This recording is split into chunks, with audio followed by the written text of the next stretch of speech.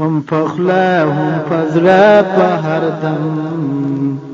درود سلام په رسول اکرم د ژوند لار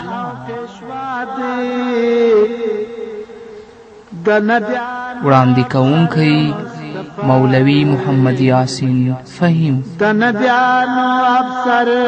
مصطفی دی د ژوند لار هغه دی د الله پیغمبر محترم پرشنم ربیات کړي هغه دی د الله پیغمبر محترم. بسم الله الرحمن الرحيم. الحمد لله رب العالمين حمد الشاكرين، الصلاة والسلام على سيد الأنبياء والمرسلين سيدنا ونبينا وشفيعنا ومولانا محمد وعلى آله وأصحابه الطيبين الطاهرين. قدرمنو اوریدونکو د ژوند د لارې د خپرونې مینوالو، السلام علیکم ورحمة الله وبرکاته. ستاسو روغتیا او خوشحالي د پاک رب نه غواړم، په دې هیله چې د صحت او عافیت جامې په تن ولرئ او خوشحالي مو په برخه. دا دی زه محمد یاسین فهیم د ژوند د لارې د خپرونې په وړاندې کولو کې ستاسو په خدمت کې یم، په دې هیله چې دا خپرونه ستاسو د پام وړ وګرځي. قدرمنو اوریدونکو، زموږ د نننۍ خپرونې موضوع ده زړه په څه شي ژوندی کیږي. دا ظاهره خبره ده چې د مسلمان انسان زړه په ګناه باندې په معصیت باندې مړ کیږي. هغه انسان چې تل لپاره ګناه ته مخه کړې وي او د هغه ساعتونه او د هغه ژوند ټول په ګناه کې تیریږي، نو د هغه زړه مړ کیږي. بیا د الله ویره، د الله خوف، د الله محبت، د دین محبت د هغه په زړه کې نه وي. خو د دې برعکس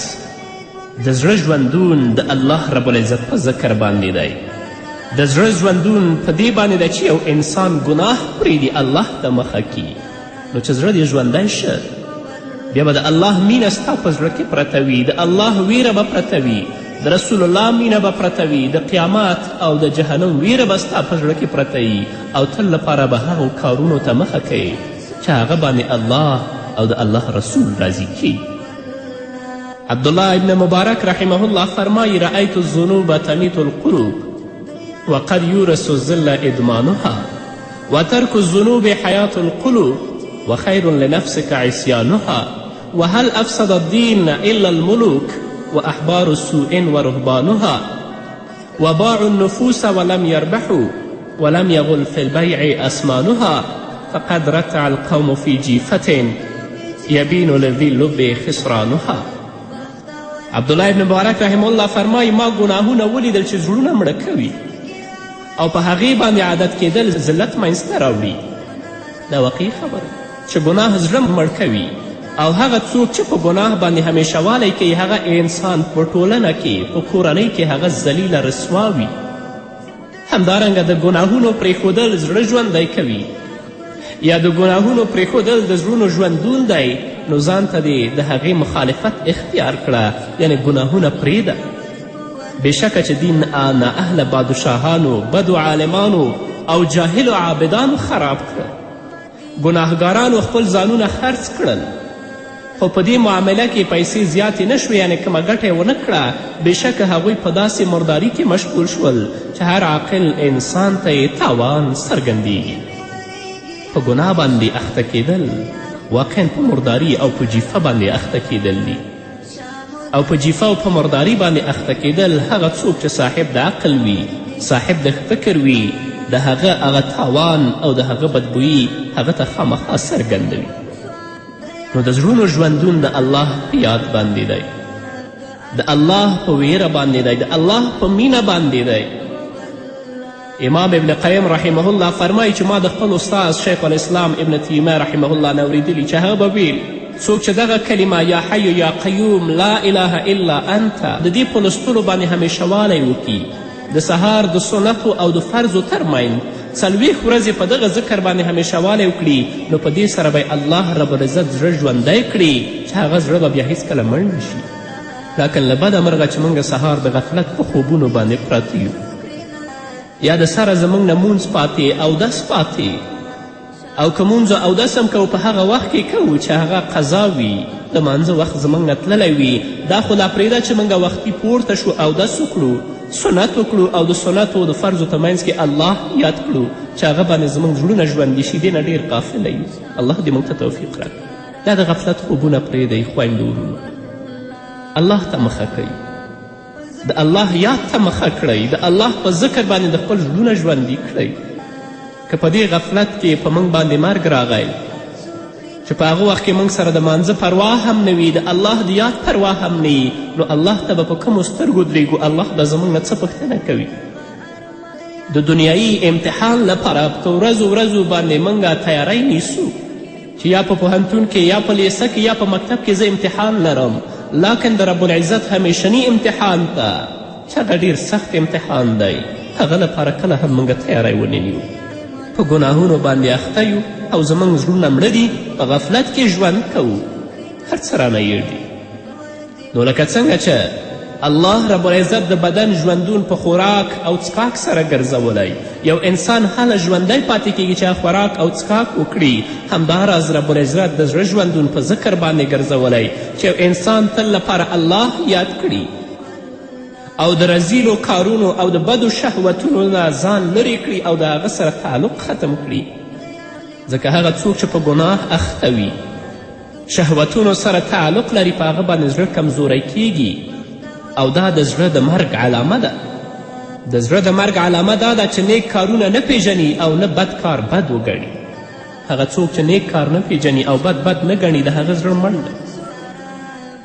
لکن هغه انسان چې کله نیک کار کوي نیک کار یې خوشحالوي او چې کله بد کار وکړي هغه بد کار باندې ډېر سخت پښیمانه وي د هغه ویره او پښیمانتیا په زړه کې پرته وي رسول الله وایي چې دا کامل مؤمن دی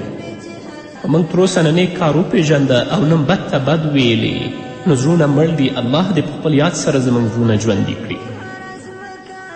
عبدالله بن مسعود رضی الله تعالی عنهما فرمایي هغه انسان مړ نه دی چې مړ شي او په مرګ سره آرام وکړي دا مړ نه دی بلکې اصلي مړی هغه دی چې په ژوندو کې مړ وي اصلي مړی هغه دی چې هغه په ژوندو کې مړ وي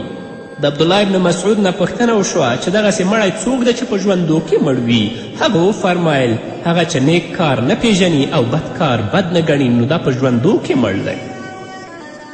دا د نیکي کولو باندې خوشحاله شئ نیکي طرف ته ځان د خپل اولاد د خپل دوستان د خپل کورنۍ وهڅوئ او بد کار بد وګڼئ ځان ترې وساتئ خپل اولاد د هغه نه منع کړئ د خپل کورنۍ ته د هغه اسرار بیان کړئ داسې نه چې په ژوندو کې موږ مړو کامل انسان هوښیار انسان هغه دی چې هغه د زړه له مرګ نه ویریږي نه د بدن له مرګ څخه د بدن له مرګ څخه نه ویریږي هغه د زړه د مرګ څخه ویریږي موږ او تاسو وینو چې زیاتره خلک د بدنونو له مرګ څخه ویریږي او ډار لري چې په ما باندې مرګ رانشي خو د زړونو د مرګ پروا نه کوي او له دغې طبعي ژوند څخه پرته بل ژوند نه پیژني او دغسې حالت انسان ته هله راځي چې د هغه روح او د هغه زړه مړ وي د الله ویره پکې پرته نه وي چې طبیعي مرګ نه مه ویرېږئ د زړونو د مرګ نه وویرېږئ که د زړه مړ وه او تا پسې مرګ راغی نو دا دنیا دې خرابه او غم که د زړه ژوندی و د الله په یاد باندې د طبیعي مرګ نه مه ویرېږه هیله ده چې الله رب العزت هغه په تا باندې آسانه کړي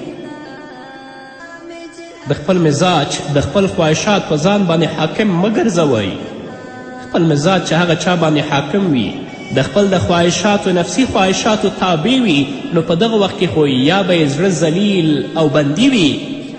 او یا به ماتې خوړونکی او شکست خورده زړه وي ذلیله به وي که تاسو غواړئ چې ستاسو په زړه کې استقرار وي ستاسو په زړه کې آرامتیا وي ستاسو په زړه کې سکون وي نو په خپل زړه کې د الله یاد ته ځای ورکړئ د الله ویرې ته ځای ورکړئ الله همیشه ځان سره وګڼئ چې بیا به هم د دنیا ژوند او هم د آخرت ژوند دواړه ښایسته وي زړه همیش د الله رب العزت په لور باندې تګ کوي خو په دې تګ کې ډول ډول خنډونه او ډول ډول تخریب کوونکه څیزونه دي چې مسلمان ته مخکې کیږي تر څو له سمې لارې څخه دا زړه واړوي او د کامیابي او د ژغورنې اصلي هدف ته ونه رسیږي، چې د هغو په جمله کې چې تا زړه د الله نه راګرځئ ډیر اختلاط دی، د آرزوګانو او د هیلو په سمندر کې ډوبېدل دي، د غیر الله سره تعلق لرل دي، زیات خوراک کول دي او ډیر خوب کول دي. نو ډیر اختلاط هم د انسان زړه مړ کوي، زړه غافله وي. هغه څوک چې د خپل د آرزوګانو او د هیلو په سمندر کې ډوب وي، د غیر الله سره تعلق لري، زیات خوراک کوي او ډیر خوب کوي، نو دا هم د ستا د زړه هغه حرکت چې الله طرف ته لري، هغه سیر چې د ستا زړه الله طرف ته لري، د هغه په لاره کې خنډ واقع کیږي او تا نه پرېږدي چې هغه نهایي هدف ته او کامیابي ته ورسیږي. د خلکو سره ډیره ناسته، صحبت، فکر او ذهن پراګنده کوي او د زړه توانایي کمزوري کوي، چې په دې صورت کې بیا په زړه کې د الله تعالی او د آخرت یاد لپاره کوم ځای پاتې نشي او له خپل منزل څخه ودرېږي. هغه انسان چې تل لپاره د خلکو سره خبرې و ناستې پاستې وي، نو د هغه فکر او ذهن پراګنده وي، د زړه توانایي کمزوري وي، چې بیا په زړه کې د الله تعالی او د آخرت یاد لپاره کوم ځای نه وي پاتې او د خپل منزل څخه ودرېږي، هدف ته نه رسیږي.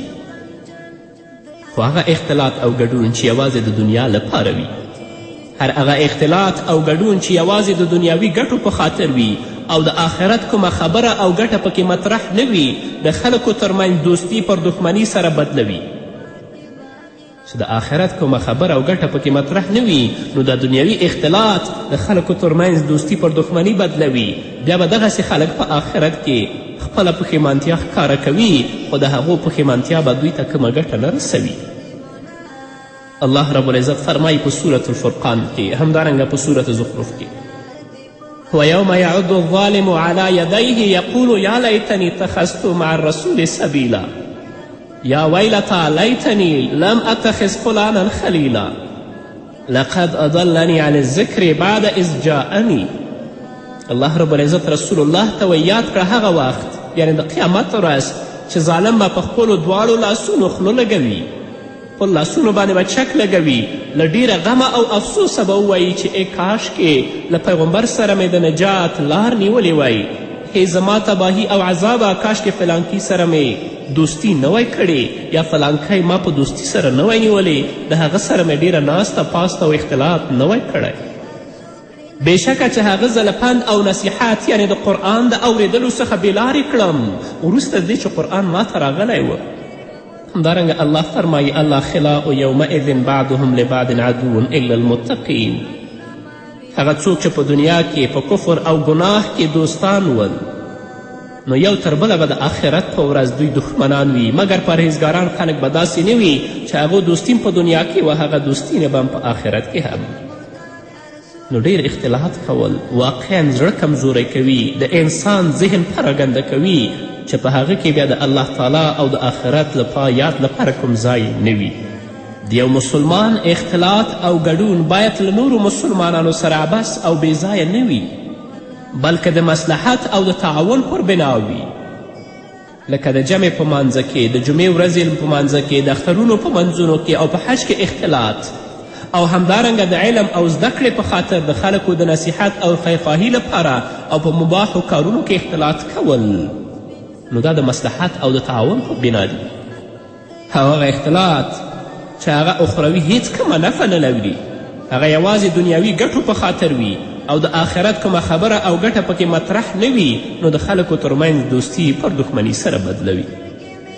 همداراز د آرزوګانو او د هیلو په سمندر کې ډوبېدل د ستا زړه د الله رب العزت د سیر او د حرکت طرف نه، چې دا زړه هغه طرف ته حرکت کوي، دا راګرځوي، او په هیلو او په آرزوګانو سمندر کې ډوبېدل په دې لاره کې تا دپاره ډېر لوی خنډ دی. په آرزوګانو کې ورګډېدل داسې سمندر ته لاهو کیدل دي چې ساحل نه لري،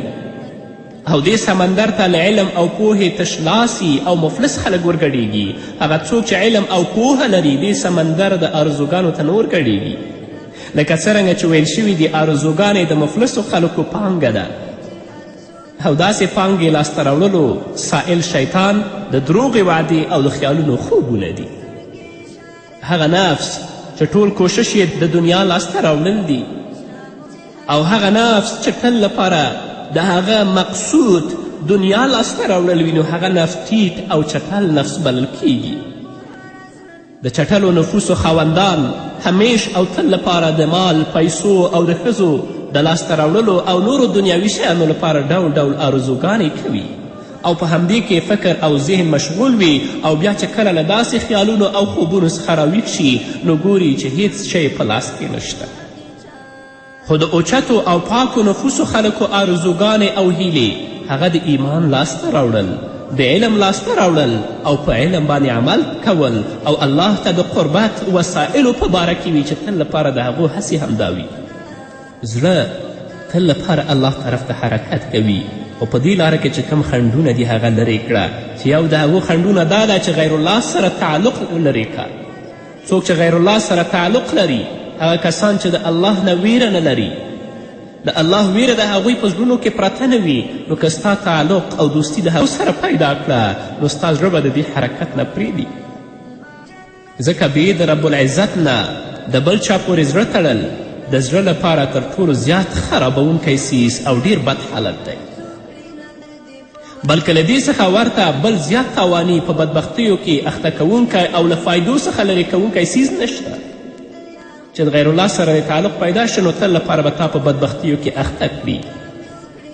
او په هغه شیانو کې چې ستا د دین او د آخرت ګټه وي د هغو نه به دې لرې کړي. ځکه څوک چې له الله تعالی څخه سوا بل چا پورې زړه وتړي،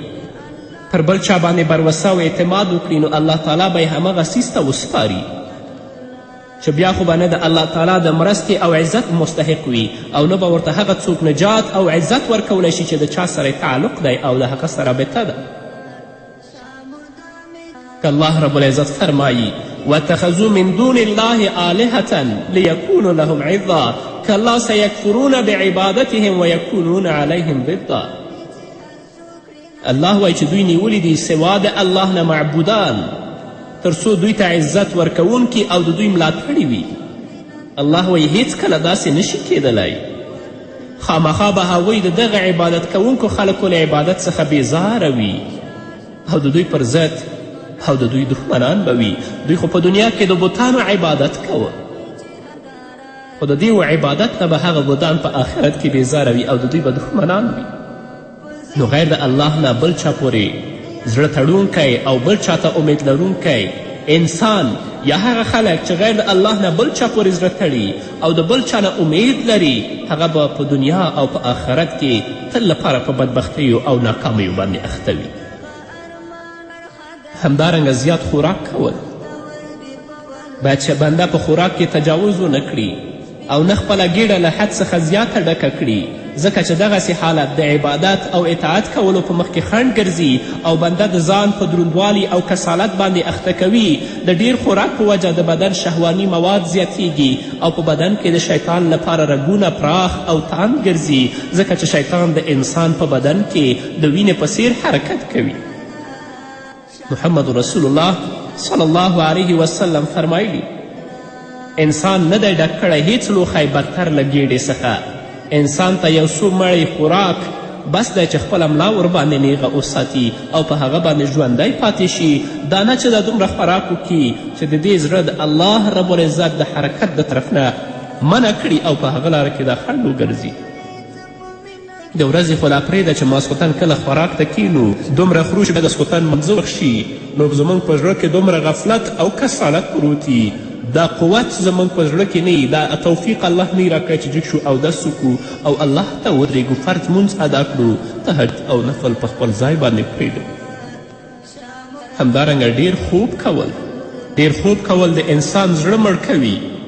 د انسان بدن درنوي، وخت ضایع کوي، انسان پر تنبلي او غفلت باندې اخته کوي. همداراز ډیر خوب کول د کراهیت حد ته رسیږي. د بنده لپاره ګټور خوب هغه دی چې د زیاتې اړتیا په اساس وي. د شپې لومړنۍ برخې خوب له آخرنۍ برخې څخه بهتر دی چې ماسخوتن وختي ویده شه او شپې په آخره حصه کې پورته شه، د عاجزي او تضرع لاسونه پروردګار ته پورته کړه، تهجد وکړه تر څو چې الله رب العزت د ستا ګناهونه درته وبخي. ماسخوتن هم ویده، ټوله شپه په خوب، سهار مانځه ته هم نه پورته کیږو. او که سهار مانځه ته پورته شو نو چې مونځ وکړو بیا متصل د هغه پسې په خوب باندې اخته وي. د سهار مانځه څخه وروسته تر لمر ختلو پورې خوب کول مکروه دي،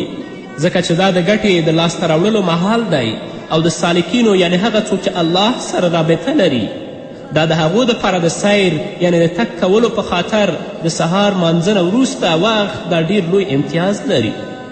ان تر دې که چیرې هغوی د شپې په اوږدو کې هم سیر کړی وي نو د لمر ختلو پورې ځانونو ته له سیر څخه وروسته کیدلو اجازت نه ورکوي، یا د لمر ختلو پورې خوب نه کوي هغه څوک چې الله سره تعلق لري. دا ځکه چې دغه مهال د ورځې پیل دی، دغه وخت روزي او برکتونه راځي او د خلکو ترمنځ تقسیمات کیږي، او دا چې دغه مهال د ورځې کنجي او شروع ده نو په نورې ټولې ورځې باندې اثر غورځي.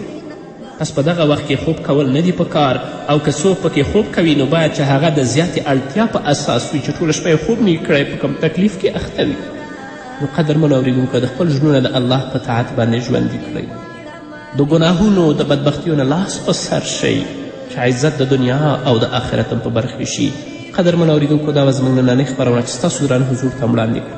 تر بلې خپرونې پورې چې زه بیا هم ستاسو دران حضور ته راځم تاسو ټول په پاک رب سپارم. پاتې ژوند او پاتې ورځم نیکمرغه الله مو مل. چې ظلمونه کول کافرانو پر حضرات او هم پر اصحابانو، چې ظلمونه کول کافرانو پر حضرات او هم پر اصحابانو، چې بلال زوروي ظالمانو پر کوي به جبر و ستم، چې بلال زوروي ظالمانو پر کوي به جبر و ستم. هم په خوله هم په زړه په هر دم درود سلام پر رسول اکرم، چې حسن او حسین المسیان و د الله پر رسول باندې ګران و، چې حسن او حسین المسیان و د الله پر رسول باندې ګران و، د بیبي فاطمه پر زندان و شهیدان له کفارو پچم، هم په خوله هم په زړه په هر دم درود سلام پر رسول اکرم، هم په خوله هم په زړه په هر دم درود سلام پر رسول اکرم. چې بوتان د کعبې ماتېدله حق قایم باطل کاږه کوله، چې بوتان د کعبې ماتېدله حق قایم باطل کاږه کوله.